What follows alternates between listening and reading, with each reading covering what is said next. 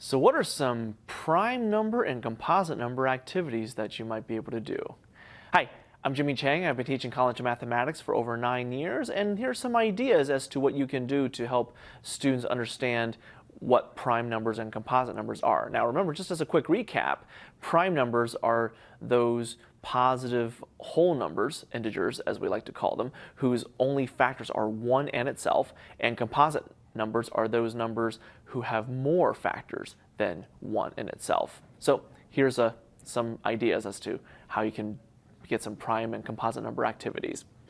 Now, one basic idea that you can definitely think about is use a number table from 1 to 100. Just, list all the numbers from 1 to 100, and then just ask the students if each number given is prime or composite or neither. Now, some prime numbers, of course, 2, 3, 5, and 7. Some composite numbers would be 4, 8, 12, etc. But basically, the first 100 numbers provide a good foundation for understanding prime and composite numbers.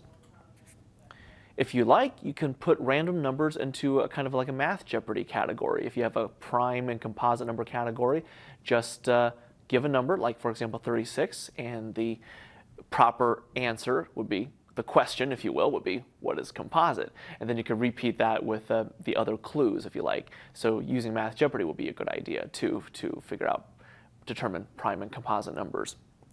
And lastly, you can also think about a factor tree game. So for example, if you have any number you want, have them build a tree, and if they find that they only end with 2 branches, then the number that they have is a prime number. So like for example, if you have the number 11, the only branches from 11 are 1 and 11, so the tree ends.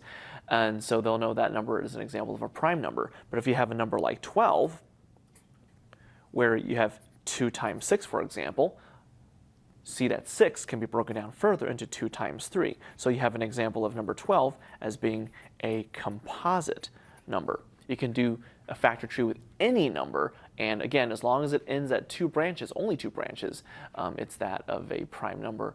Other than that, it's a composite number. So I'm Jimmy Chang, and there are some examples of prime and composite number activities.